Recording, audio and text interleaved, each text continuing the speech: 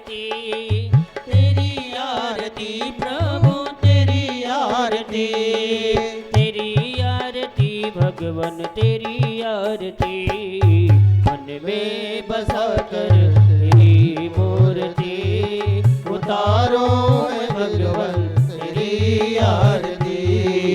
करुणा करो कष्ट हरो ज्ञान दो भगवन, भाव में फंसी नाव मेरी तार दो भगवन। करुणा करो कष्ट हरो ज्ञान दो भगवन, भाव में फंसी नाव मेरी तार दो भगवन।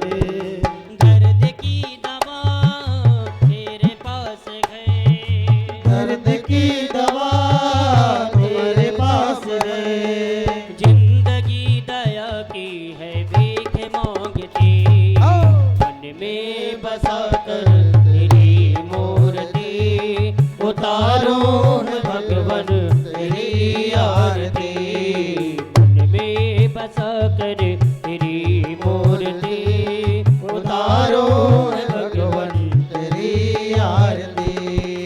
मांगो तुझसे क्या मैं यही सुन लो भगवन, जिंदगी जब तेरे नाम कर दी अर्पण। मांगो तुझसे क्या मैं यही सुन ले भगवन, जिंदगी जब तेरे नाम कर दी अर्पण। सब कुछ तेरा कुछ नहीं मेरा, सब कुछ तेरा कुछ नहीं मेरा, चिंता है तुझको प्रभु संसार की, मन में बसा कर तेरी मूर्ति, उतारो है भगवन तेरी आरती, मन में बसा कर तेरी मूर्ति, उतारो है गिरधर तेरी आरती। वेद तेरी महिमा गाए संत करे ध्यान, नारद गुण गान करे छेड़ बीड़ा तान। वेद तेरी महिमा गाए संत करे ध्यान, नारद गुणगान करे छेड़ बीड़ा तान। तेरे द्वार करते हैं पुकार, भक्त तेरे द्वार करते हैं पुकार, भक्त तेरे द्वार करते हैं पुकार, भक्त तेरे द्वार करते हैं पुकार। दास दीनानाथ तेरी गाए आरती, मन में बसा कर तेरी मूर्ति, उतारो है रघुवर तेरी आरती। मन में बसा कर तेरी मूर्ति, उतारो है गिरधर तेरी आरती, उतारो है गिरधर तेरी आरती, उतारो है गिरधर तेरी आरती। बोले बाके बिहारी लाल की जय हो। बोले वृंदावन धाम की जय हो। बोले भागवत भगवान की जय हो। बोले सुखदेव जी महाराज की जय हो। बोले परीक्षित जी महाराज की जय हो। अपने अपने माता पिता की जय हो। अपने अपने गुरु भगवान की जय हो। संत समाज की जय हो। सनातन धर्म की जय हो। नमः पार्वती पते हर हर महादेव। आइए हम सभी लोग पूजन कर ले। व्यास पूजन, भागवत जी को तिलक, आरती रख दीजिए, आरती पकड़ा दीजिए तिवारी जी को। हाँ, तिवारी जी को आरती पकड़ा दीजिए। हाँ, आइए इधर पूजन कर ले। हाँ, इधर पकड़ा दीजिए, तिवारी जी को पकड़ा दीजिए आरती। आइए हम सभी लोग नित्य की बात आज पुनः कथा में, आज कथा के चतुर्थ दिवस हम सभी लोग उपस्थित हैं और आज के हमारे जजमान जी माननीय श्री राजेश जी अग्रवाल, राजेश जी मित्तल की राजेश जी अग्रवाल, श्री राजेश जी अग्रवाल जो आज श्रीमद् भागवत कथा के जजमान का पद संभालते हुए मंच पर उपस्थित है, पूजन कर रहे हैं। तिलक लगाइए। ये भगवान को तिलक कीजिए, भागवत जी को।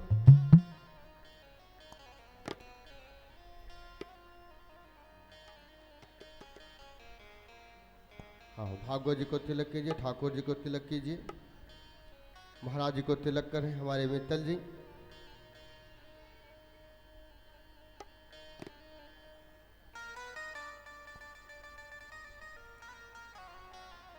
महाराज जी को तिलक।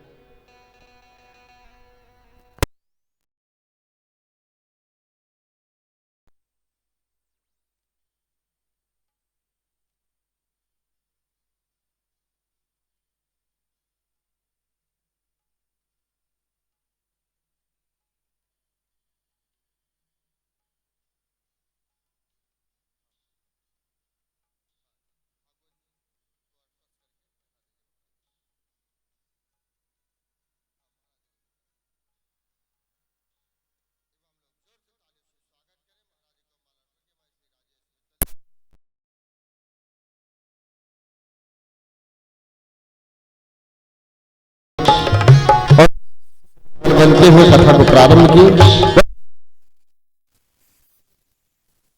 आइए जो पूजन में, व्यास पूजन में वो सादर मध्य थे, इधर पूजन करते रहेंगे। 5 मिनट का समय दिया जाएगा। जो भी माता मेरे पूजन करना चाहते हैं आइए, कलाकारों को तिलक कर दीजिए। हाँ आ जाइए।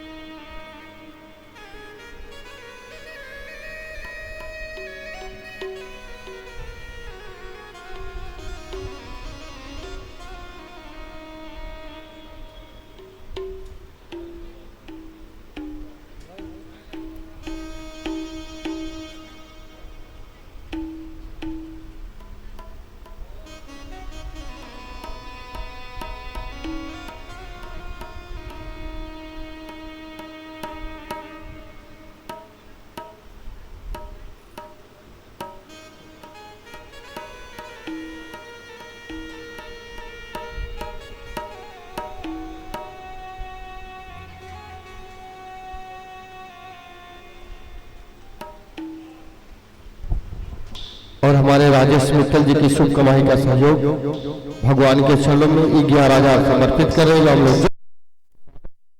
राजेश मित्तल जी का। आइए हम सभी लोग कथा का रस पान करें।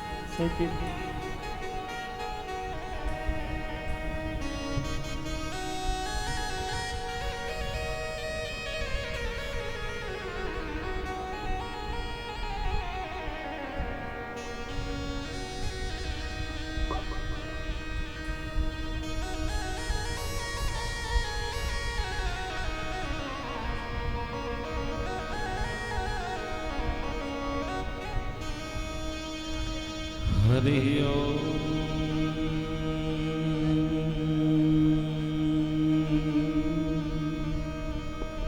ट्रेवल श्री गणेशाय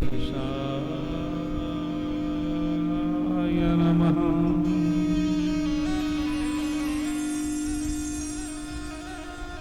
अस्मद्गुरुभ्यो नमः। अस्मद्परं गुरुभ्यो नमः। चिद्भ्यां विशिष्टायां सुलक्षणायां पतये नमः। श्रीरामाय नमः। श्रीरामचन्द्राय नमो नमः। ध्येयं सदा परिभवग्नमभीष्टदोहम्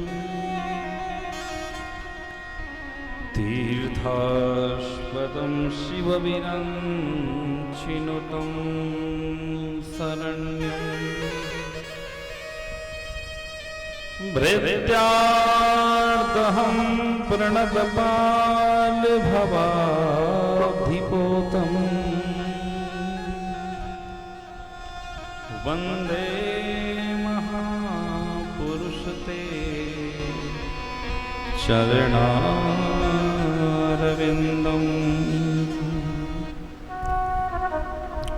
वंशी विभूषितकरान्नवनीमृदाभा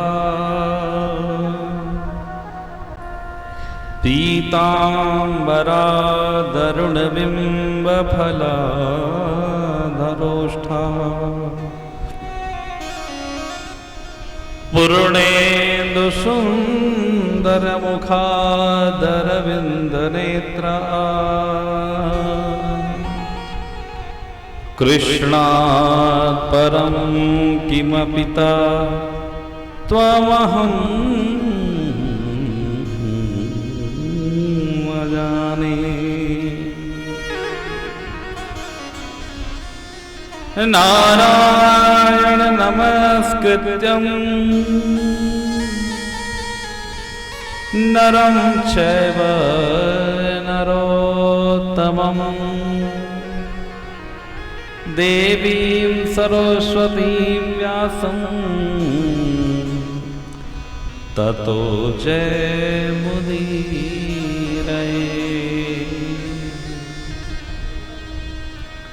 आइए हनुमान जी विराजिए कथा कहूँ मति अनुसार प्रेम सहित वासन धरो प्रणवऊँ पवन कुमार। सारे अस्त्रों से न्यारे त्रिशूल की नोक पे शंभु सजाए हैं काशी। गंगा नदी अद्य नाशत भेद है बिंब निहारे सदा अविनाशी। दैत्यों में जब होड़ लगी है जन्म लिए हैं सदा सुख राशि। धन्य वहाँ की वासर धेवत देवता तुल्य काशी के निवासी।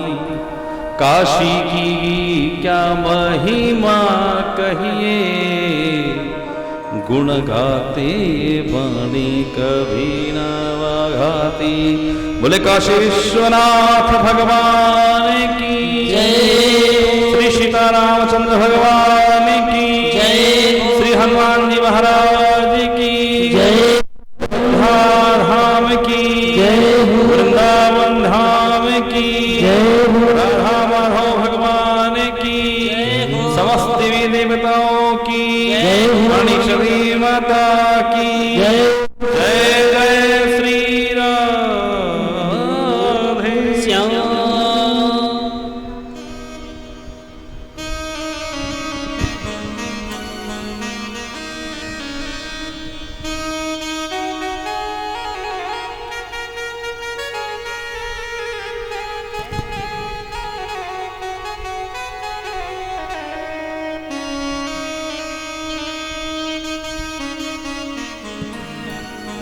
श्री राम।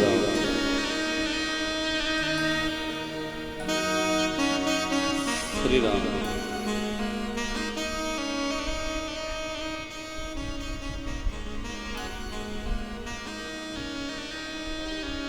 डिम डिम डिमग्रदडिम मडिम मडमरूपाणौषधाय शिवै त्वं भुं भुङ्कित सर्पजालहृदयं घं घं च घण्टारवम् भं भं भमगित भस्म भस्मभानं कारुण्यपूर्णात्परं बम बम बमकृत बम बम वहनं ध्याये शिवं शंकरम।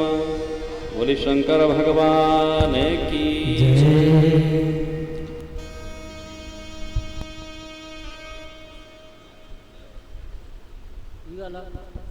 हरिओम हरिओम हरिओम।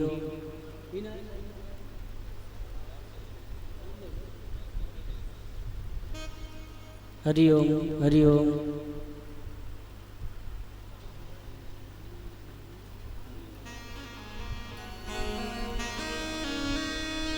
श्री राम।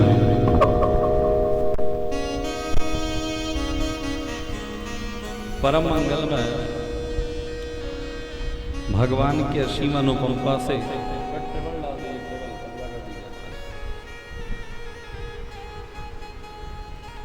आज सावन का प्रथम दिवस है। आज से लेकर के 1 महीने तक हम लोग भोले बाबा की कृपा को प्राप्त करेंगे। और इतना अद्भुत संयोग हुआ कि सावन के प्रथम दिवस से ही हम लोग आज भोले बाबा माता पार्वती के विवाह की कथा भी श्रवण करेंगे। तो एक बार जोरदार तालियों से स्वागत करिए हमारे बड़े भाई, बड़े गुरु भाई सोनू पुजारी जी का, जिन्होंने ऐसा डेट आप सबके माध्यम से रखा कि प्रथम दिन सावन में भी भोले बाबा का विवाह है ना। कि कोई नाम ले न ले, लेकिन हम लोग आज खूब नाम ले लेंगे भोले बाबा का। बोले शंकर भगवान की जय। आइए तो भोले बाबा को प्रणाम करते हुए कथा को आरंभ करें।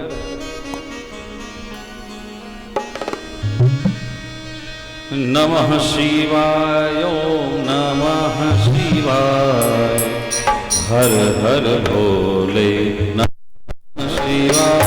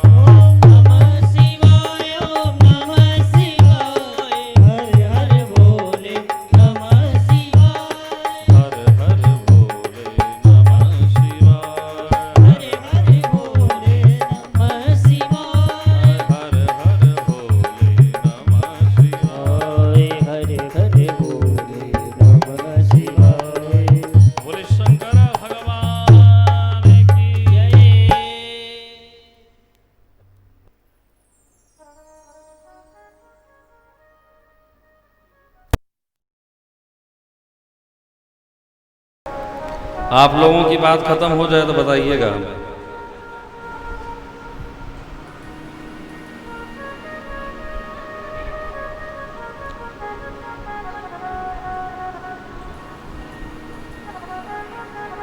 परम मंगलमय अकारण करुणा वरुणालय भक्त वांछा कल्पतरु तडित पीताम्बरधारी बालकृष्ण लाल के प्रत्यक्ष मूर्ति स्वरूप श्रीमद् भागवत महापुराण। क्या आज तृतीय दिवस में हम लोग प्रवेश कर चुके हैं। कल की कथा में आप लोगों ने श्रवण किया, क्या श्रवण किया, याद है किसी को? कल की कथा में आपने श्रवण किया भीष्म बाबा की मुक्ति की कथा, है ना? प्राणांत काले तुम सामने हो, बंसी बजाते मन को लुभाते, यही गीत गाकर कि नाथ तन त्यागूं, हे नाथ नारायण वासुदेव। श्री राम। कल की कथा में आप लोगों ने श्रवण किया कि भीष्म बाबा की बड़ी सुंदर मुक्ति हुई। सामने भगवान खड़े थे। भीष्म बाबा को मुक्ति दिलाने के बाद भगवान अर्जुन को लेकर के चले गए द्वारिका। कहां चले गए? द्वारिका। बहुत समय बीता, कालांतर में उस बालक का जन्म हुआ, भगवान ने जिसकी गर्भ में रक्षा की थी। जो उसका जन्म हुआ तो विद्वानों ने उसका नाम रखा विष्णुरात। विष्णुरात मतलब बोले विष्णुना राता दत्तः, भगवान विष्णु की कृपा से जिसका जन्म हुआ। लेकिन वो बालक जिसकी भी गोद में जाता उसे टुकुर टुकुर करके देखता कि वो 4 हाथ वाला कहाँ है जो गर्भ में मिला था। 4 हाथ वाले को खोजता तो मानो सबकी परीक्षा करता, इसलिए उसका नाम पड़ गया परीक्षित। विद्वानों ने जन्म कुंडली देखी। कुंती बुआ ने पूछा, विद्वानों ने कहा आपका बेटा बहुत श्रेष्ठ होगा, बड़ा नाम कमाएगा, पूर्वजों की ख्याति पताका को लहराएगा। लेकिन थोड़ी सी समस्या। कौन सी समस्या महाराज? बोले इसकी अधोगति होने का डर है। एक ऋषि के द्वारा इसे श्राप मिल जाएगा। अरे महाराज फिर क्या होगा? बोले कुछ नहीं होगा, भगवान की कृपा है इनके ऊपर, भगवान रक्षा करेंगे। जैसे दीपक जल रहा है, हवा भी चल रही है, तो हवा से दीपक बुझने का खतरा है, लेकिन लालटेन का शीशा लगा दिया गया तो वो सुरक्षित हो गया। इसी प्रकार से जन्म कुंडली में जो दुष्ट ग्रह हैं, जो पापक ग्रह हैं, जिनसे समस्या हो सकती है, उनके लिए पूजा पाठ इत्यादि कर दिया गया तो वो ठीक हो गए। यही करना पड़ेगा। कुंती बुआ ने प्रणाम किया, विद्वानों को बहुत सारा धन दिया, विद्वानों को भेजा। धीरे धीरे समय बीतता गया। जब बहुत समय हो गया, अर्जुन वापस नहीं लौटे। ना अर्जुन आए, ना अर्जुन का कोई पता आया। तो एक दिन युधिष्ठिर जी ने अपने छोटे भाई भीम को बुलाया। गतः सप्ताधुना मासा भीमसेन तवानुजः। बुलाया, बुला के कहने लगे भैया भीम 7 महीने बीत गए, लेकिन ना अर्जुन आया, ना अर्जुन का कोई पता आया, और मुझे ना जाने क्यों अपशगुन सा लगता है। पुच्छल तारे का उदय हो रहा है। मंदिरों में जाता हूं तो देव प्रतिमाएं रोती सी प्रतीत होती है, लगता है जैसे कुछ अनहोनी होने वाली है। चर्चा चल ही रही थी कि सामने से अर्जुन आ गए। युधिष्ठिर जी ने कहा, अरे अर्जुन तू आ गया। हमारे क्या कहावत कही जाती है ना कि आपका नाम लिया आप आगे बहुत जिएंगे। युधिष्ठिर जी ने कहा, अरे आपकी आयु बहुत है अर्जुन, आ गए। अर्जुन रोने लगे। अर्जुन ने कहा, भैया मैं आयु लेकर क्या करूंगा? क्यों? बोले, वांछितो हम महाराजा बंधु रूपिणः। हे भैया मैं हरि रूपी बंधु से वंचित हो गए। भगवान कृष्ण हमें छोड़ करके धराधाम से चले गए। मैं वही अर्जुन, मेरा वही गांडीव, लेकिन आज मैं कोल भीलों के द्वारा परास्त हुआ। कुंती मैया आई थी अपने मायके का समाचार जानने, लेकिन जैसे ही सुना कि कन्हैया धराधाम को छोड़ के चले गए, पद्मासन लगाया और पद्मासन लगा करके तुरंत शरीर त्याग दिया। बड़ी कम आयु में परीक्षित को सत्ता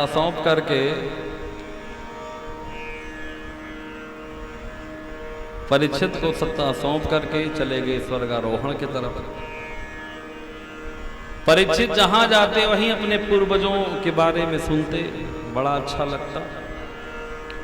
धीरे धीरे इनकी आयु बढ़ने लगी, इनका विवाह हुआ, बेटे हुए। एक दिन परीक्षित वेश बदल के घूम रहे थे तो परीक्षित ने देखा कि एक गाय रो रही थी और एक वृषभ जिसके केवल एक पैर था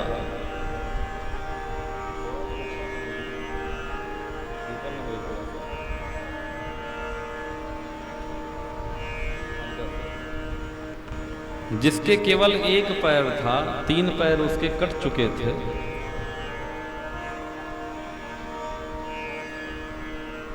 वो गाय को समझा रहा था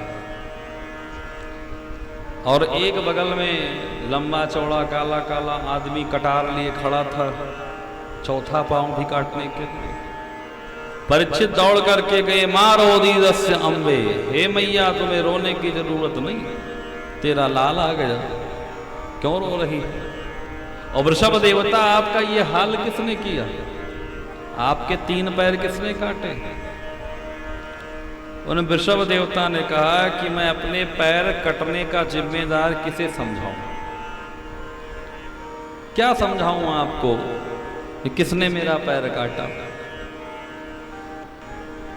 ज्योतिषी के पास जाओगे तो ग्रह दशा बताएंगे, राहु खराब है, शनिचर खराब है, मंगल खराब है।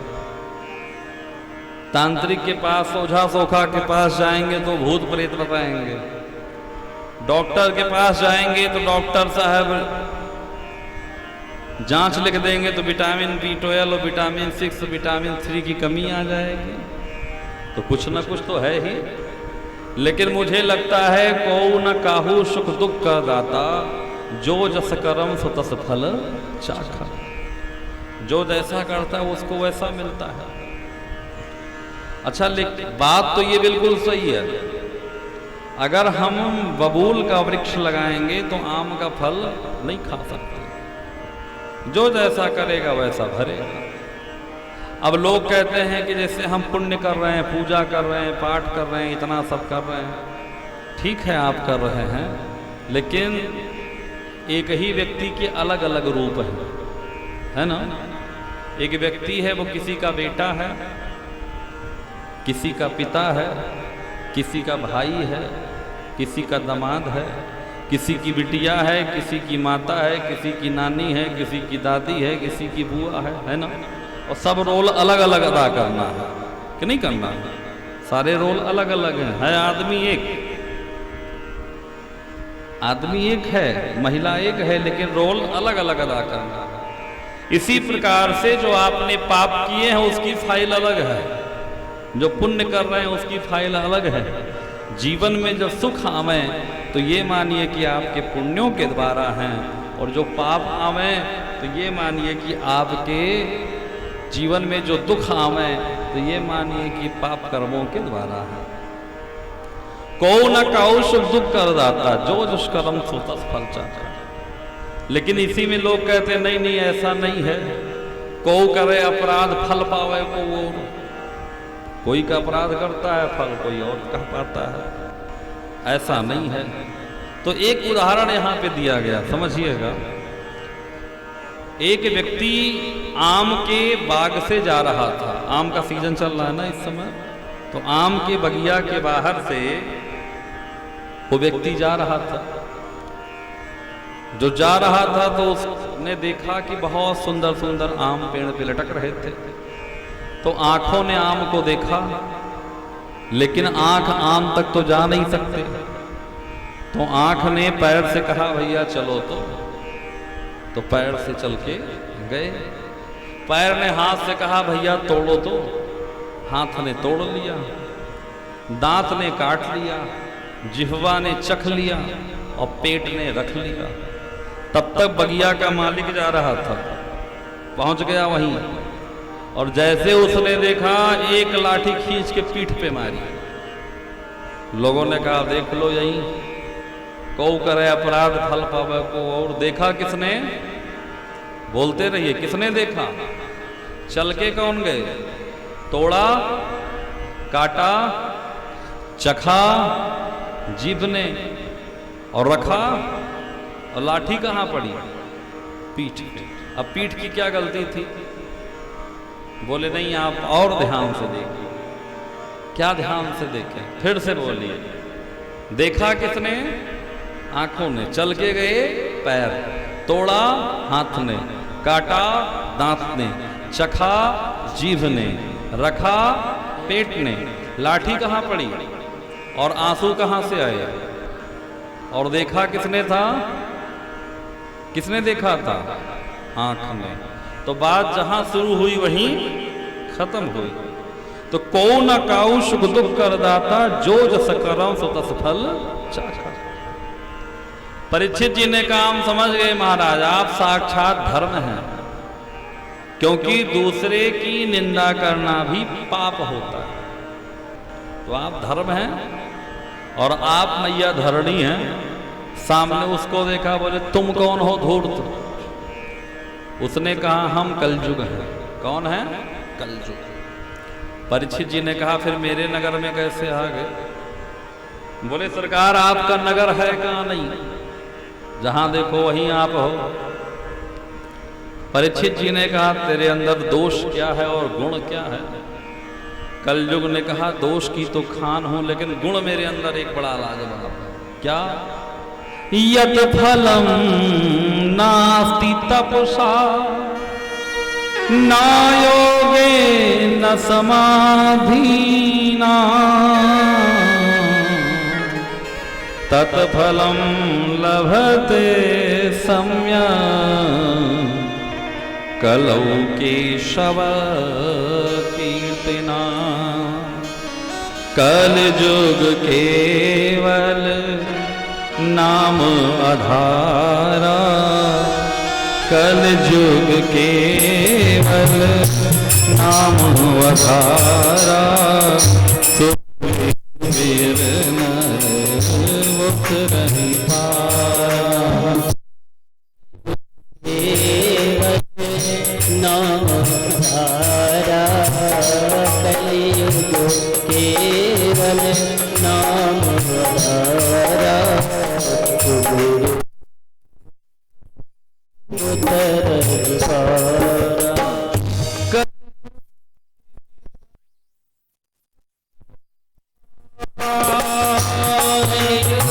केवल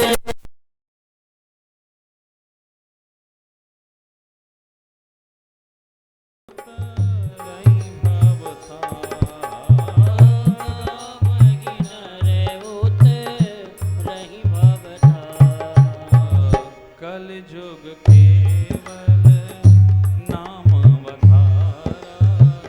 सुमेरी सुमेर नर उतरई पारा। सुमेरी सुमेर नर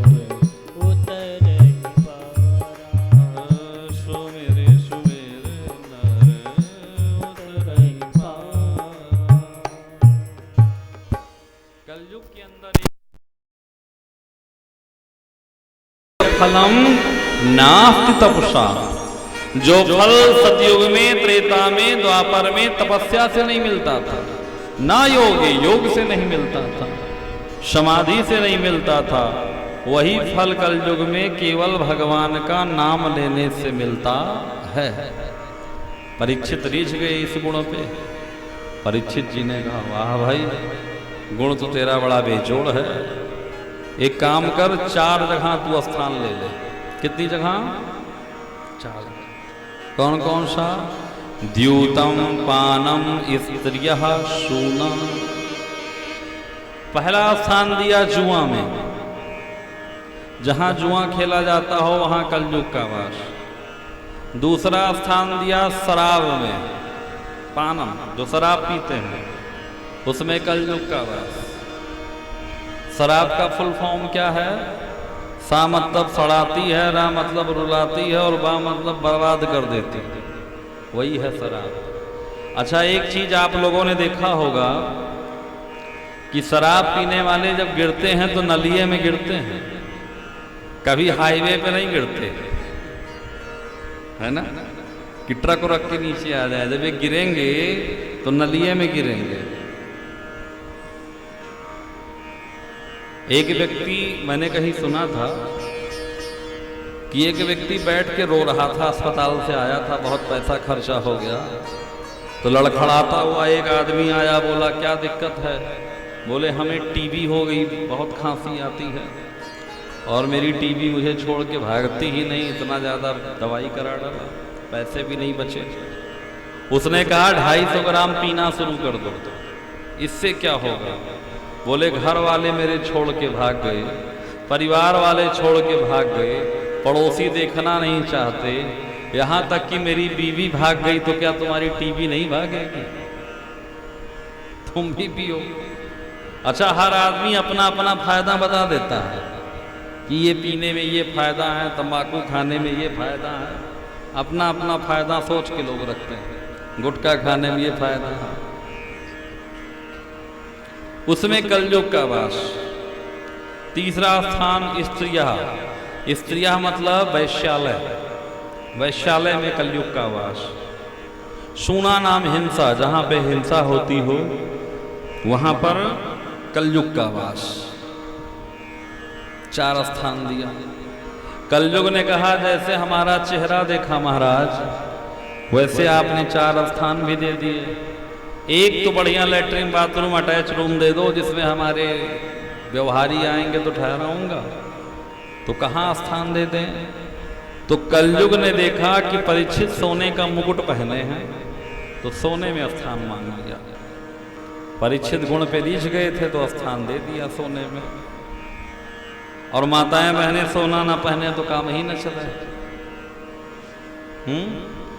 क्यों मैया? शादी विवाह हो तब तक ऊपर से नीचे तक सोना ही सोना, तब असोने में कलयुग का वास। लेकिन एकादश स्कंद में भगवान कहते हैं धातु नाम अहम कांचन रूपण, धातुओं में मैं सोना हूं। अब बात फंस गई कि सोना में भगवान है कि कलयुग? बोले 1 नंबर की कमाई का जो सोना है उसमें भगवान का वास, और जो 2 नंबर की कमाई का सोना है ब्लैक मनी, उसमें कलयुग का वास। अब दूसरे दिन परीक्षित अपने कोषागार में गए, जरासंध का मुकुट पड़ा था, उस मुकुट को उठाया और पहन लिया, और पहन के चले गए जंगल में। अपने मित्रों से, सैनिकों से दूर हो गए। भूख प्यास से संतृप्त हुए। एक समीक मुनि की कुटिया थी महाराज जी की, वहां पहुंचे तो आवाज लगाई, महाराज जी, गुरु जी, साधु जी। लेकिन अब कोई हो तो बोले। महाराज जी थे तो समाधि में थे। अब परीक्षित को क्रोध आ गया। कलयुग का पहला लक्षण क्या? क्रोध आना। जैसे क्रोध आवे समझ जाइए कि खोपड़ी पे कलयुग सवार। तो आप ये कह सकते हैं क्रोध किसे नहीं आता? अच्छा आप बताइए क्रोध किसे नहीं आता? आपको नहीं आता? सबको आता। क्रोध केवल मुर्दे को नहीं आता। किसे नहीं आता? मुर्दे को। बाकी संसार में कोई ऐसा नहीं जिसे क्रोध ना आता। लेकिन क्रोध तो आवे, पर क्रोध का बोध नहीं मिटना चाहिए, है ना? कितना क्रोध करना है ये नहीं भूलना चाहिए, क्योंकि क्रोध में रिश्ते बनने में बहुत समय लग जाते हैं, लेकिन बिगड़ने में समय नहीं लगता। बाण का घाव जो है वो जो बाण का घाव चुभता है उसका इलाज संभव है, लेकिन बाणी का जो घाव होता है उसका इलाज संभव नहीं है। तो क्रोध कैसा हो? क्रोध करो पर याद रहे, पथ छूटे ना, और इतना दे वो हवा, गुब्बारा फूटे ना, है ना? गुब्बारे में कितना हवा देना चाहिए कि फूटे ना। क्रोध करो, क्रोध करिए, क्रोध बुरा नहीं है। क्रोध करो पर याद रहे, पथ छूटे ना, इतना दे वो हवा, गुब्बारा फूटे ना। लेकिन बोध नष्ट नहीं होना चाहिए। मैं आपसे एक कथा निवेदन करूं, भक्तमाल की कथा है।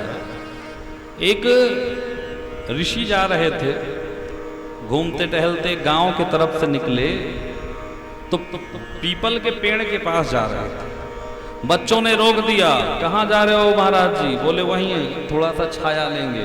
बोले वहां बड़ा विषधर सांप रहता है, काट लेगा। तो पंडित जी ने, महाराज जी ने कहा कोई बात नहीं बेटा, हम सांप को चेला बना लेंगे। महाराज जी गए और सांप को समझाया, अधम योनि में पड़ा है, क्यों इस तरह से करता है। अच्छा वो समय था, सांप भी समझ गया, आप तो इंसाने नहीं समझता। सांप समझ गया, सांप को मंत्र दे दिया, बेटा राम राम करो। अब वो राम राम करने लगा। अब महाराज जी जब वहां से लौटने लगे तो बच्चों से कह दिए, जाओ बच्चों जाकर के खेलो, अब तुम्हारा सांप कुछ नहीं बिगाड़ेगा, वो चेला हो गया। अब बच्चे गए, पहले सांप को दूर से ढेला फेंक के मारा, ईंट मारी, तो सांप तो सत्संगी हो गया था, कुछ नहीं बोला। फिर और नजदीक गए तो सांप का पूंछ पकड़ के ऐसे खींचे तो भी सांप नहीं बोला। अब बच्चों ने समझ लिया कि ये कुछ बोलेगा नहीं। अब सांप को पकड़ करके टांगा डाल पे और सब पकड़ के झलुआ झूलने लगे। सांप की एक एक नस टूट गई, हालत खराब। अब ऋषि जब लौटने लगे, उधर से लौट रहे थे, तो सोचा चेले से मिलते चले। तो गए सांप के पास, तो कराह रहा था। तो ऋषि ने पूछा, बेटा तेरी ये हाल किस कुसंग से हुई? सांप ने कहा, गुरुजी कुसंग से नहीं, सत्संग से हुई। जो आपके द्वारा सत्संग मिला था उसी से ये हाल हुआ, नहीं तो ये बच्चे हमारे किनारे नहीं आते थे। गुरुजी ने कहा, हमने काटने के लिए मना किया था, फुफकारने के लिए मना नहीं किया था। तो बहुत सीधे भी बन जाएंगे तो भी संसार में गुजारा होने वाला नहीं है। इसलिए क्रोध करो पर याद रहे, पथ छूटे ना, इतना देवो हवा, गुब्बारा फूटे। क्रोध आना चाहिए, आवे क्रोध, कोई बात नहीं, लेकिन क्रोध का बोध हो। आपको ये पता हो कि हमें कितना क्रोध करना है, किस पे क्रोध करना है, कैसे क्रोध करना है, ये आपको पता होना चाहिए। और एक बात बताएं आपको, ये जो काम, क्रोध, लोभ, मोह है ना, ये साथ ही में रहते हैं। जैसे जितने आप बुरे आदमी देखेंगे, दुष्ट व्यक्ति देखेंगे, उनकी यूनिटी ज़्यादा तेज होती है। जैसे शराबी हैं तो शराबियों की यूनिटी अलग अपनी होती है, तंबाकू वाले की अलग यूनिटी होती है, गांजा वाले की अलग होती है। ठीक ठाक आदमी के पास वैसे चाहे कोई मित्र मिल जाए, नहीं ये मिलता है ना। तो काम, क्रोध, लोभ, मोह, परीक्षित को पहले कामना हुई कि महाराज जी बाहर आवें, हमारा स्वागत करें। और जब महाराज जी बाहर नहीं आए तो क्रोध ने कहा, भाई तुम हटो, हम निपटेंगे। क्रोध आ गया परीक्षित। और क्रोध में परीक्षित का बोध नष्ट हो गया, क्योंकि कलयुग खोपड़ी पे चढ़ा था। अंदर गए, सांप के गले में उन्होंने, समीक मुनि के गले में उन्होंने मरा हुआ एक सर्प लपेट दिया। सोचा अभी महाराज उठ के भागेंगे, लेकिन महाराज असली, समाधि भी असली, महाराज नहीं उठे। जो महाराज नहीं उठे, परीक्षित चले गए। इधर समीक मुनि के बेटा श्रृंगी को पता लगा कि राजा ने मेरे पिताजी का अपमान किया है। तो समीक मुनि के बेटा श्रृंगी जल में प्रविष्ट हो गए और हाथ में जल ले लिया और परीक्षित को श्राप दे दिया। इति लंघित मर्यादा तक्षकः सप्तमे हनि। क्या श्राप दिया? इत लंघित मर्यादा। हमारे यहाँ शास्त्रों में कुछ मर्यादा बनाई गई है। मैं आपसे निवेदन करूं, मनुष्य में और पशु में एक ही अंतर है, ठीक है? मनुष्य मर्यादा में रहता है और पशु का कोई मर्यादा नहीं है।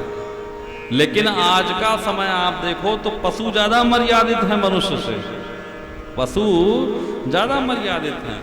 एक कुत्ता आपके घर आवे, आप ऐसे रोटी फेंक दीजिए तो कुत्ता पहले आपके आगे पूंछ हिलाएगा, फिर आपके सामने ही एक पैर रख करके दूसरे से तोड़ेगा, खाएगा।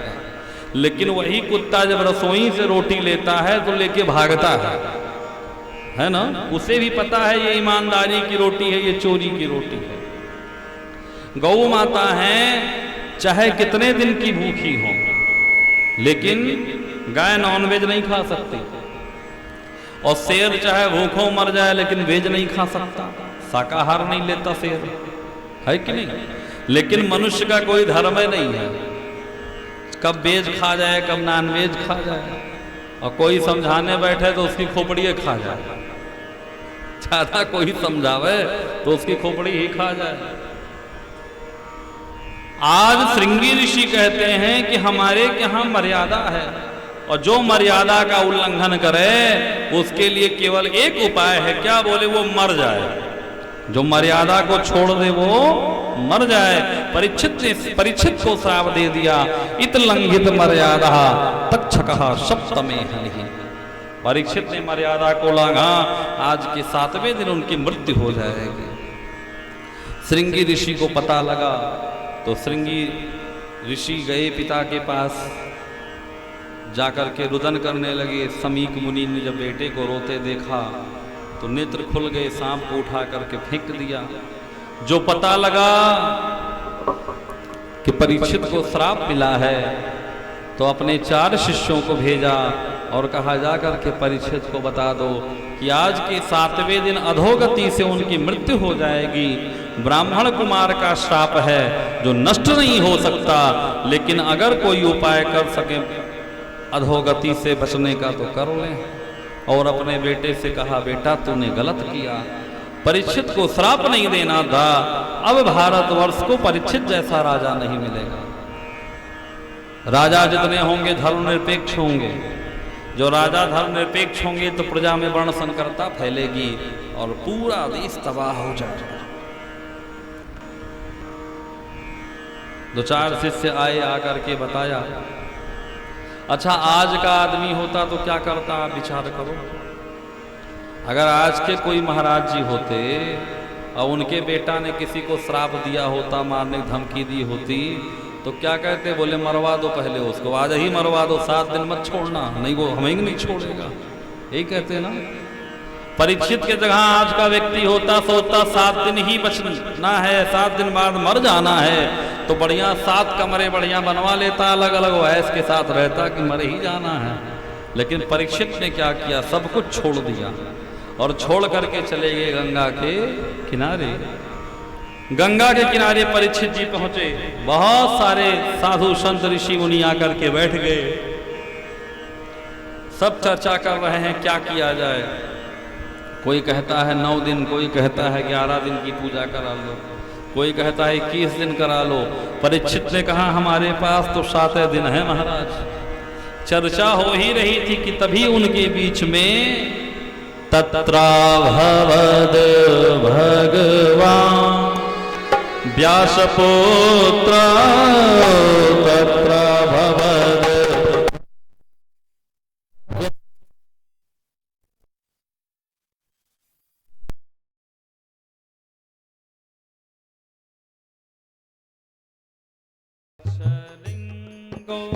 निज लाभ तुष्टो अलक्षलिंगो निज लाभ तुष्टो अलक्षलिंगो निज लाभ तुष्टो अलक्षलिंगो निज लाभ तुष्टो प्रीतस्य वालैर अवधूत वेसा प्रीतस्य काले अवधूत वेसा तत्र भवद भगवान तत्र भवद भगवान तत्र भवद भगवान। बोले सुखदेव भगवान की जय। तभी उनके बीच में व्यासपुत्र भगवान सुखदेव प्रकट हो गए। जरा लेखनी देखिए व्यास जी की, क्या लिखा? तत्र अभवत, उसी क्षण वहां आए कौन? बोले भगवान व्यासपुत्र। केवल व्यासपुत्र नहीं कहा, भगवान ही व्यासपुत्र के रूप में आ गए। मतलब जब आपके ऊपर समस्या आवे तो जरूरी नहीं कि धनुष बाण वाले आवे, जरूरी नहीं गदा वाले आवे, जरूरी नहीं त्रिशूल वाले आवे। अनेक रूप आए विष्णवे प्रभु विष्णवे। भगवान के तो अनेक रूप हैं, किसी भी रूप में भगवान आ सकते हैं। जैसे ही व्यासपुत्र आए दौड़ करके सबने प्रणाम किया, सुंदर आसन पे बिठाया। परीक्षित ने पाद प्रक्षालन किया, पांव धोया, और पांव धोने के बाद परीक्षित पुनः तुरंत पूछ लिए, महाराज अतः सिद्धिं यो गुरुं पुरस्से हया कार्यं म्रीमाणस्य सर्वथा। महाराज जो 7 दिन में मरने वाला हो उसे क्या करना चाहिए, क्या सोचना चाहिए, क्या भूलना चाहिए, क्या याद करना चाहिए, किसका ध्यान करे, किसे माने, किसे जाने? परीक्षित का प्रश्न सुनकर के सुखदेव जी प्रसन्न हो गए। सुखदेव जी ने कहा, परीक्षित हुआ प्रश्न कृतो लोकहितो नृपा आत्मवित् सम्मता पुंसां परिशाया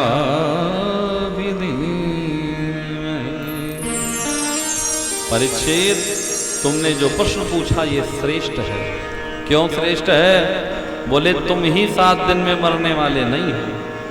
फिर बोले सबके पास 7 ही दिन का समय है, हमारे आपके पास कितना दिन है? 7 दिन गिन लीजिए। रविवार, सोमवार, मंगलवार, बुधवार, बृहस्पतिवार, शुक्रवार, शनिवार। 8वां दिन किसी के जीवन में आता नहीं है। परीक्षित ने कहा तो क्या करें? सुखदेव जी ने कहा सुनो, श्रोतव्यः कीर्तितव्यश्च तस्मात् भाव सर्वात्मा भगवान ईश्वरो हरि। श्रोतव्यः कीर्तितव्यश्च अस्मर्तव्या चेचता भयम्।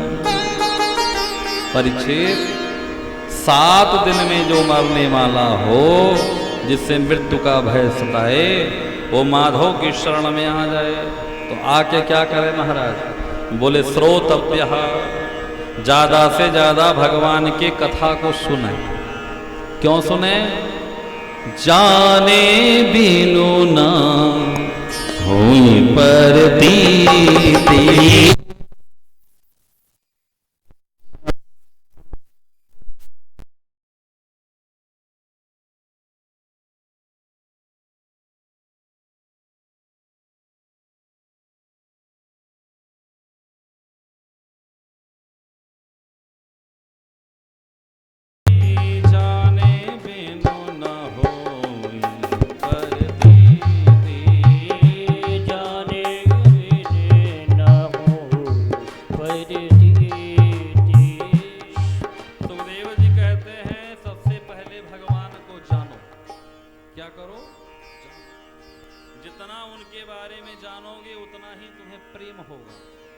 जब तक जानोगे नहीं तब तक मानोगे कैसे? फिर क्या करें? बोले कीर्तव्यस्य, जब कथा भजन खूब सुन लो तो दूसरे को भी सुनाओ। बोले महाराज कोई सुनने वाला ना मिले तब? बोले फिर अकेले स्मरण करो। परीक्षित ने कहा हमारे पास 7 दिन है महाराज। सुखदेव जी ने कहा महाराज खटवांग नाम के राजा ने तो 1 मुहूर्त में ही मुक्ति पा ली थी, आपके पास तो 7 दिन है। बोले क्या करें? बोले काम करो, 4 बातों का अभ्यास डालो कथा सुनने से पहले। कितने बातों का? 4 बातों। जितासनो जित श्वासो जित संगो जितेंद्रिया। सबसे पहले आसन को जीतो। आवाज के समय में सबसे ज्यादा हमारा आसन ही बिगड़ा है। 3 घंटे में कभी दाहिना पांव बाहर निकलेगा, कभी बायां निकलेगा, है ना? कभी ऐसे बैठेंगे, कभी ऐसे बैठेंगे। आपको बताएं हमारे यहाँ सन 61-62 तक कैंसर जैसे रोग नहीं थे। शुगर और ब्लड प्रेशर को पहले राज रोग कहा जाता था, राजा महाराजा को होते थे। आज के समय में हर 5वां आदमी शुगर से परेशान है, हर 7वां आदमी ब्लड प्रेशर से परेशान है ना? क्यों? क्योंकि आसन बिगड़ गया। पहले के समय में जमीन पे बैठ के वस्त्र उतार करके त्याग करके भोजन बढ़िया से होता था। आज के समय में जूता के ऊपर मोजा के ऊपर पैंट के ऊपर बेल्ट के ऊपर शर्ट के ऊपर कोट के ऊपर टाई, और फिर एक गिलास अंदर जाए। और पढ़े लिखे लोग आजकल के एक नए सिस्टम में भोजन करने लगे, जिसे कहते हैं बफेलो सिस्टम। आप लोग ब्यूफे कहते होंगे, बफेलो सिस्टम। ऐसे लग जाता है स्टाल, चावल दाल रोटी सब्जी पूड़ी तस्मई का। एक आदमी उधर से पूड़ी लिया, सब्जी लिए दौड़ रहा था, दूसरे से लड़ गया। अब सब्जी नीचे गिर गई, अब खोज रहा है रसगुल्ला कहाँ है, कोई दही बड़ा खोज रहा है। हाँ, एकदम मार किए हैं उसी से। अच्छा आप एक बात का उत्तर दीजिए, खड़े खड़े इंसान खाते हैं कि जानवर? जानवर। इंसान तो बैठ के खाता है, लेकिन ब्यूफे सिस्टम ने सबको भिखारी बना दिया। ऐसे पत्तल लिए ऐसे दौड़ा करो। कहीं कहीं तो ऐसा मार होता है कि पूड़ी की टंकी ही पलट जाती है। हाँ देखा हमने भाई कि ऐसा मार हुआ ब्यूफे सिस्टम में कि पूड़ी के ऊपर सब टूट पड़े। अब जब टूट पड़े तो टंकी ही पूड़ी की पलट गई। तो सबसे ज्यादा हमारा खान पियन और आसन बिगड़ा है। सुखदेव जी परीक्षित को सबसे पहले बताते हैं कि आसन को जीतो। कोई भी पूजा पाठ व्रत उपवास तभी हो पाएगा जब आपका शरीर स्वस्थ होगा। आसन को जीतो। दूसरी बात, श्वास जित श्वास हो, सांस को जीतो, प्राणायाम का अभ्यास डालिए। तीसरी बात, संग को, जैसी रहेगी संग वैसी होगी रंग, वैसा रंग चढ़ेगा। भागवत प्रेमी सत्संगी जनों से मिलेंगे तो भागवत कथा हो रही है वहां लेकर के आएंगे। किसी चोर उचक्के डकैत आतंकवादी से मिलेंगे तो ले जाएगा, बम मार देगा, साथ में आप भी चले जाओगे जेल। इसलिए संग। और चौथी बात, जितेंद्रिय, अपने इंद्रियों को जीतो। लोग कहते हैं ना मन नहीं करता, बोले काम करो, बच्चों से माँ बाप कहते पढ़ाई कर लो, बोले भी मन नहीं हो रहा। तो क्या मन का टेलीफोन आता है कि हम नहीं करेंगे? मन को किसी ने देखा है क्या? नहीं देखा ना। लेकिन हम अपने आप पे मन को हावी होने देते हैं। प्राणायाम करिए, इंद्रियों को अपने बस में करिए, जो आप कहिए वो आपका मन करे। इंद्रियों के न घोड़े भगे, उन पे हरदम ये संयम के कोड़े पड़े। मन को हरदम सुमारग लगाते चलो, कृष्ण गोविंद गोपाल गाते चलो, कृष्ण गोविंद गोपाल गाते चलो। मन को सुमारग पे लगाइए। परीक्षित ने कहा, अच्छा प्रभु, भगवान प्रसन्न कैसे होते हैं? जो दिन में 4 बार नहाता होगा भगवान उस पे प्रसन्न होते होंगे। बोले अगर 4 बार नहाने वाले पे भगवान प्रसन्न होते तो कोल भील तो 6-6 महीने नहीं नहाते थे, क्यों गले लगाया? अच्छा, भगवान उसके ऊपर प्रसन्न होते होंगे बूढ़ों के ऊपर कि बूढ़े स्तुति करते हैं, रात में नींद आती नहीं, सुबह जल्दी उठ जाते हैं। बोले अगर बूढ़ों पे भगवान प्रसन्न होते तो 7 वर्ष के प्रहलाद और 5 वर्ष के ध्रुव पे क्यों कृपा करते? अच्छा, भगवान विद्वानों पे प्रसन्न होते होंगे कि जो भगवान की बढ़िया स्तुति करे। बोले अगर भगवान विद्वानों पे प्रसन्न होते तो गजराज किस विद्यालय से PhD करने गया था, जो गजराज से भगवान प्रसन्न हो गए? एक ही बार बुलाया। बोले अच्छा, तो भगवान जात पात तो देखते ही होंगे। बोले अगर भगवान जात पात देखते तो कहा जात विदुरस्य यादव पते। तो विदुर जी तो दासी के बेटा थे, उनके ऊपर क्यों प्रसन्न हो गए? बोले विदुर काका की कथा श्रवण कराई। सुखदेव जी ने कहा सुनो, एक बार जब कौरव पांडवों को लाक्षागृह में जलाने के लिए चर्चा कर रहे थे तो विदुर जी गए धृतराष्ट्र को समझाने। विदुर जी ने धृतराष्ट्र से कहा कि अगर एक देश को हटाने से पूरा विश्व बच जाता है मिटने से, तो उस देश को हटा देना चाहिए। अगर एक राज्य को हटाने से देश बच जाए तो राज्य हटा दीजिए। एक जिला को हटाने से राज्य बच जाए तो जिला हटा दीजिए।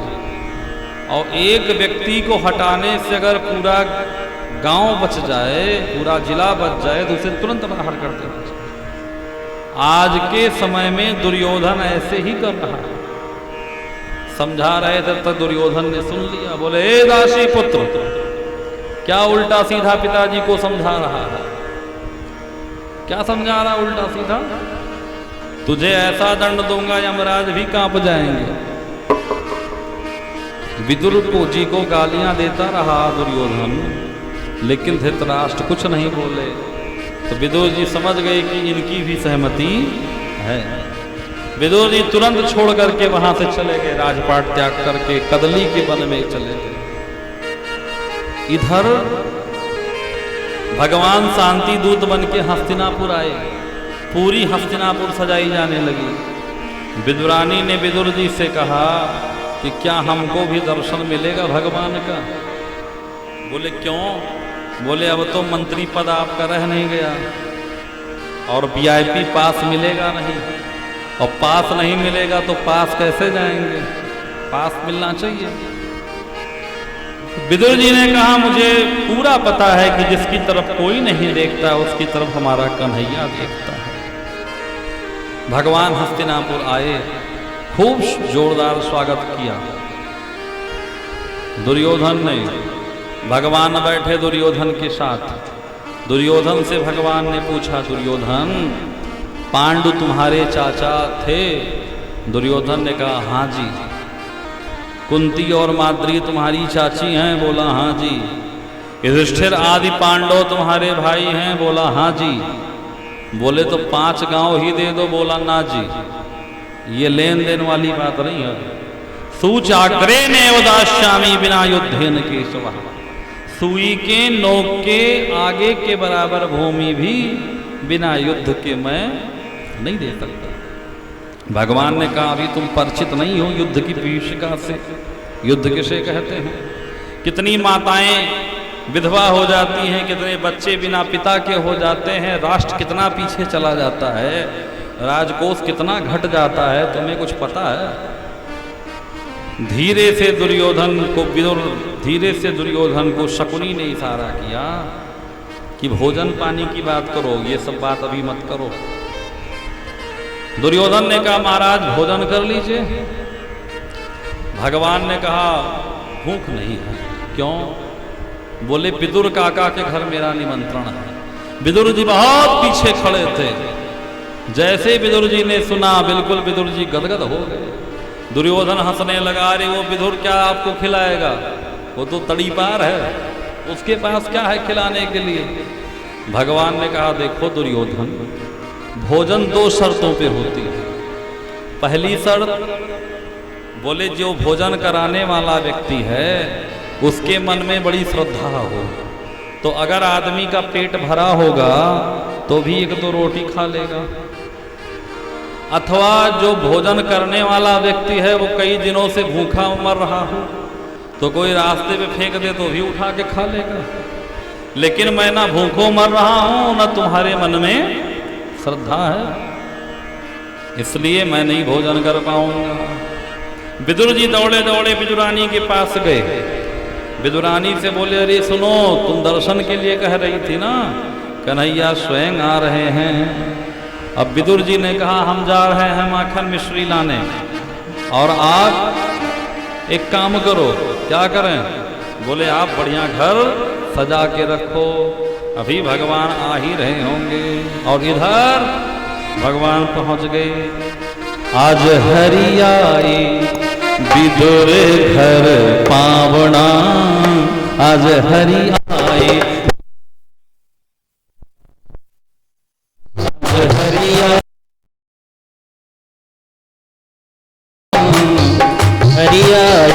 विदुर घर पावना।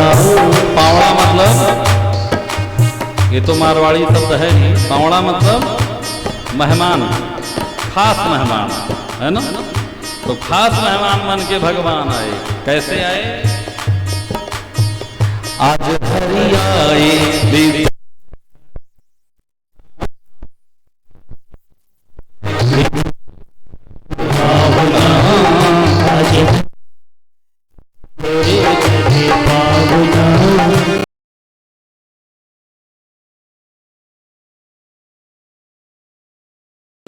घर में विदुरानी, विदुर नहीं घर में विदुरानी, विदुर नहीं घर में विदुरानी।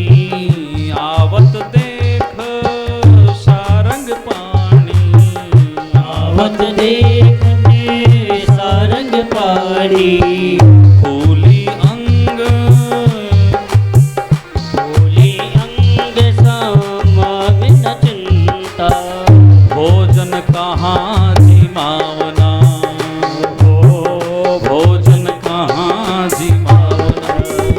घर पावना, आज हरि आए विदुर घर पावना, आज हरि आए। बोले कन्हैया लाल की।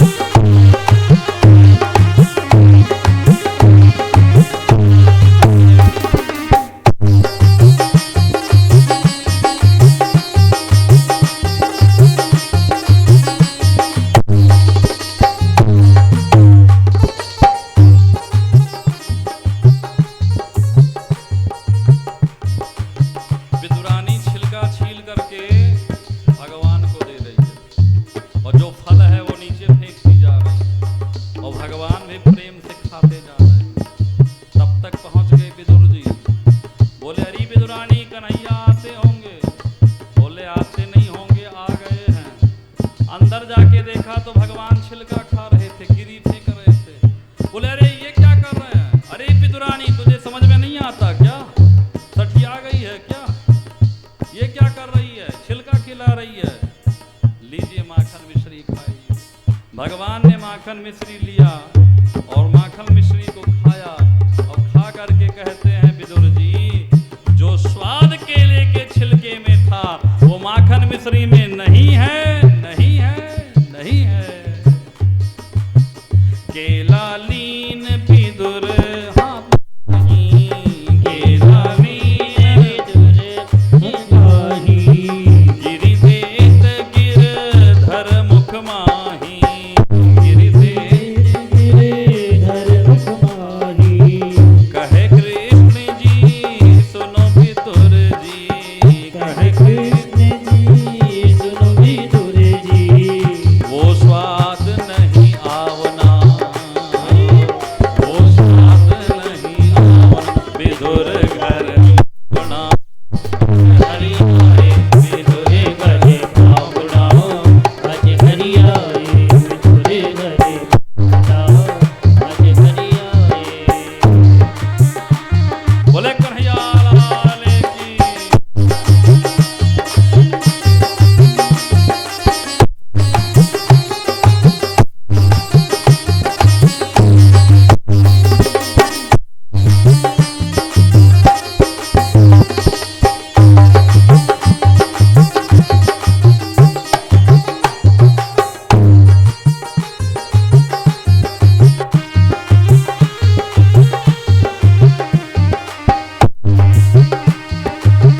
केला लीने विदुर हाथ माही, केला लीने विदुर हाथ माही।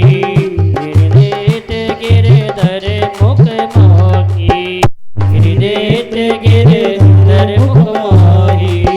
कहे कृष्ण जी सुनो विदुर जी, कहे कृष्ण जी सुनो विदुर जी।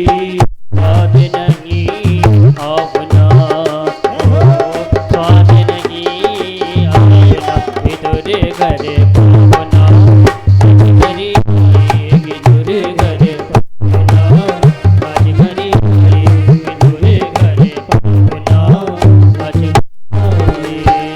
लाल की। जय। भगवान भाव के भूखे है ना।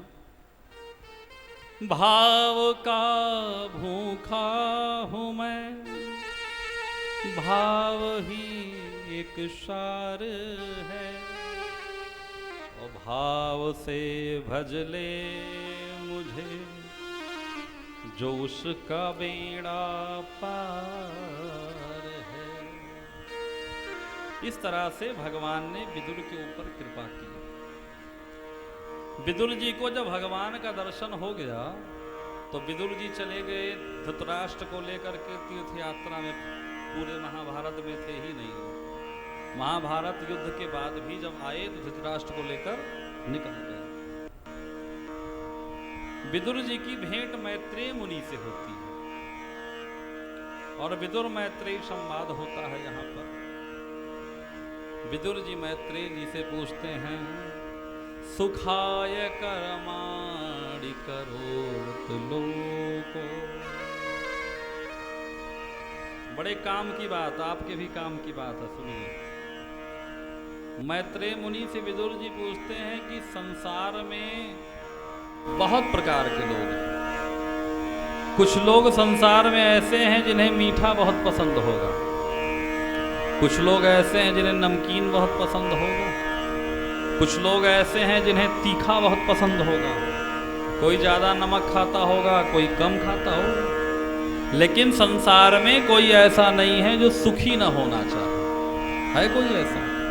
हर आदमी सुखी होना चाहता है और सुखी होने के लिए हमेशा प्रयास भी करता रहता है। दुखी कोई नहीं होना चाहता लेकिन फिर भी दुख आ जाता है। तो महाराज ये दुख क्यों आ जाता है? दुख क्यों आ जाता है? मैत्रेय मुनि कहते हैं, विदुर जी ये सुख और दुख एक सिक्के के दो पहलू हैं, और सुख और दुख का आभास हम अपने तरीके से लगाते हैं। मतलब बोले हमने मन में जो कामना कर ली, अगर वो कामना हमारी पूरी हो गई तो सुख, और नहीं पूरी हुई तो दुख।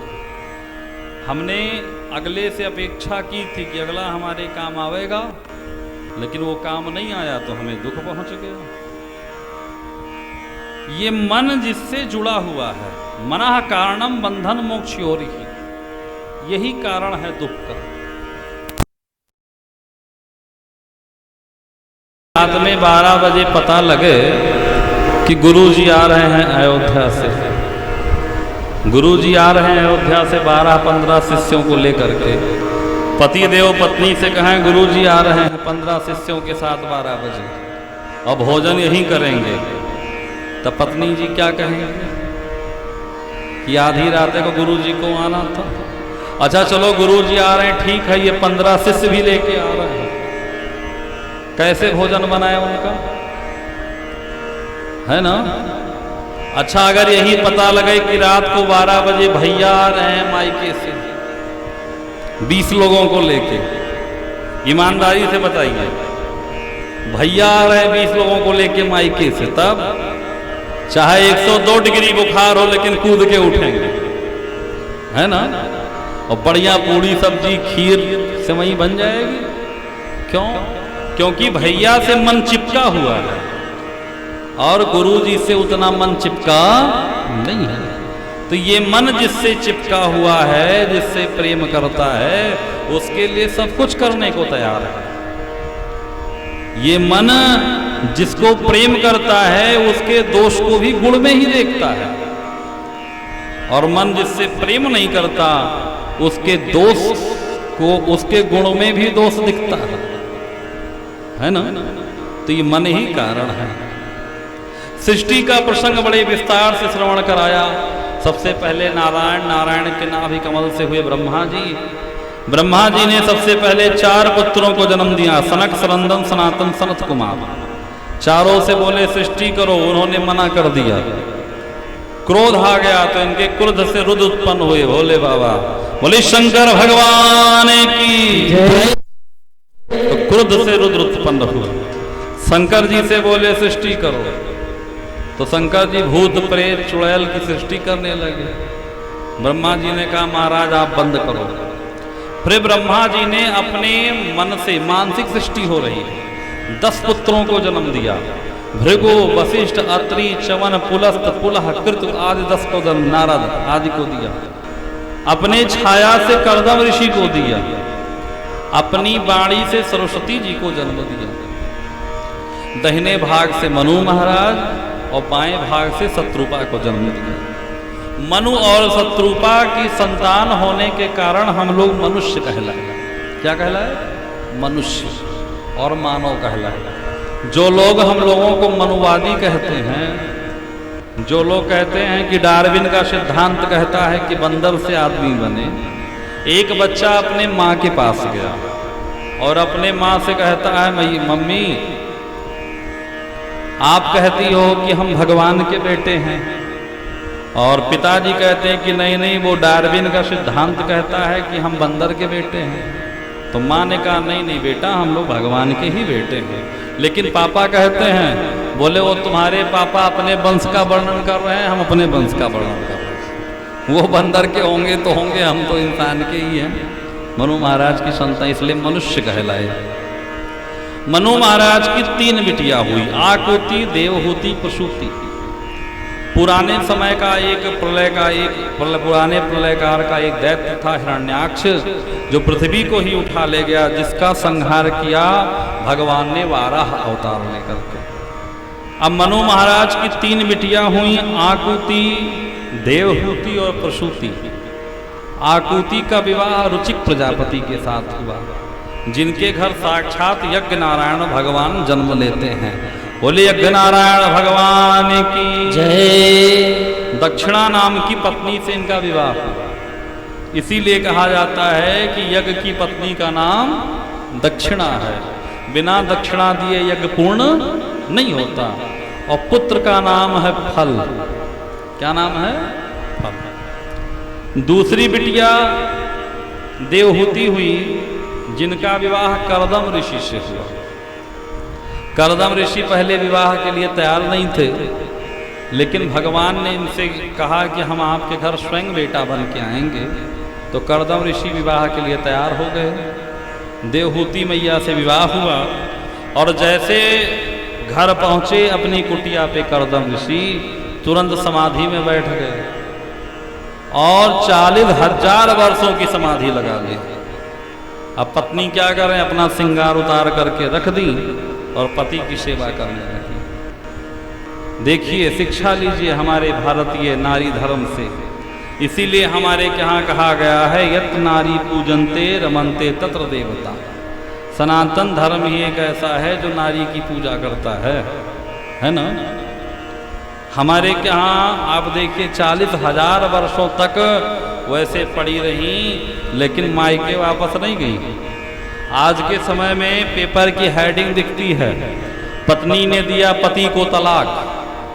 अंदर पढ़िए तो लिखा रहता है पति रात में खर्राटा बहुत लेते थे, पत्नी को सोने नहीं मिलता था तो पत्नी ने तलाक दे दिया।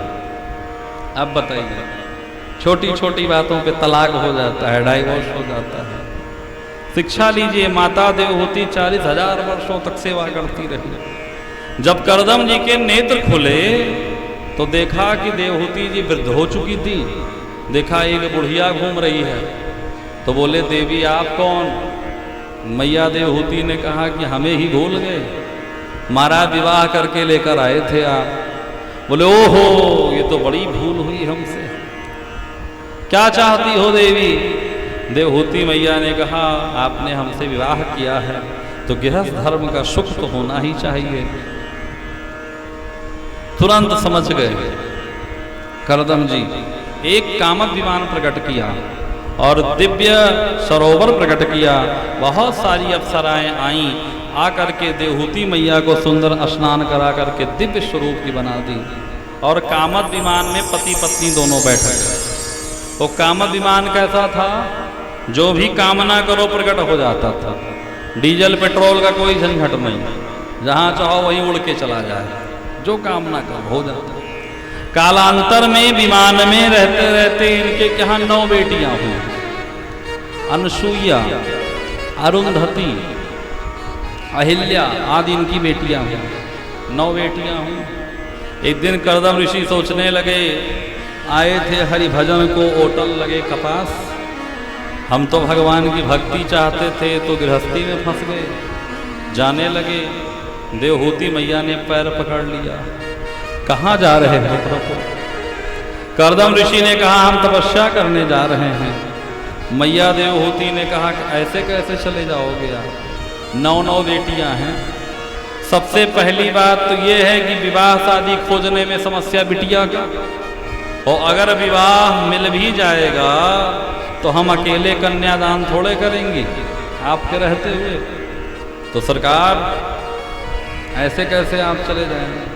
और भगवान ने तो स्वयं आने के लिए कहा है। करदम ऋषि को भी याद आ गया कि हमारे घर साक्षात भगवान आवेंगे। और कालांतर में इनके घर भगवान ही साक्षात कपिल रूप में पधारे।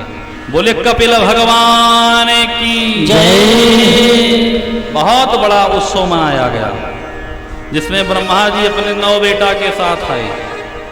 10वें थे नारद जी। नारद जी कहीं घूमने टहलने गए थे, सो आज तक कुंवारे रह गए। करदम ऋषि ने कहा हमारी 9 बिटिया, आपके 9 बेटा, लगन हो जाए? बोले हो जाए। तो अरुंधति का विवाह वशिष्ठ जी के साथ हुआ। अहिल्या जी का विवाह गौतम ऋषि के साथ हुआ। अनसुईया का विवाह अत्रि के साथ हुआ। ऐसे ऐसे 9 बेटियों का विवाह 9 के साथ हो गया। अब अगले दिन ही करदम जी चले गए जंगल, सब कुछ छोड़ छाड़ के। एक दिन मैया देवहूति बैठी और सामने बैठाया कपिल भगवान, और बिठा करके सुंदर सुंदर भगवान का श्रृंगार किया। और श्रृंगार करके हाथ जोड़ दिया। और कपिल भगवान से मैया कहती हैं, बेटा तम पागताहं शरणं शरण्यं स्वभृत संसार तरो नराणाम। हे प्रभु, मैं आपकी शरण में हूं, मेरी अज्ञानता को दूर करो। क्यों, क्या हुआ? बोले मैंने सुना है कि आप साक्षात भगवान हैं और आपके होते हुए आपकी माँ इतना कष्ट झेल रही है। भगवान ने कहा, माँ आप कौन सा कष्ट झेल रही हो? देवहूति मैया कहती हैं, मेरे मन को संतोष नहीं हुआ। मैं करदम मुनि की, मैं मनु महाराज की बिटिया थी। कितना सारा भोग मैंने भोगा, कोई स्त्री कल्पना भी नहीं कर सकती। पति मिला तो करदम ऋषि जैसा, बिटिया मिली तो अनसुईया, अहिल्या, कला देवी जैसी, दामाद वशिष्ठ गौतम जैसे मिले। लेकिन इतने के बाद भी मेरे मन को संतोष नहीं है। बेटा मिला तो तुम मिला, फिर भी मुझे सुख नहीं मिल रहा है, मेरे मन को संतोष नहीं है। एक काम कर बेटा, मैं तेरी शरण में आ गई, तू मेरा कल्याण कर। मैंने बहुत दिन से सुन रखा है कि तू भगवान है। जब तेरा जन्म हुआ था ना, तो भी सारे ऋषि महर्षि आए थे। तो बेटा बहुत दिन से तारीफ सुन कर तुम्हारी, बहुत दिन से तारीफ सुन कर तुम्हारी, शरण आ गया श्याम सुंदर तुम्हारी, शरण आ गया श्याम। बिंद गोस्वामी जी की रचना है कि भगवान श्याम सुंदर की शरण चरण शरण को ग्रहण करते हैं। गोस्वामी जी कहते हैं, आज मैया देवहूति का भी यही भाव है। बहुत दिन से तारीफ सुन कर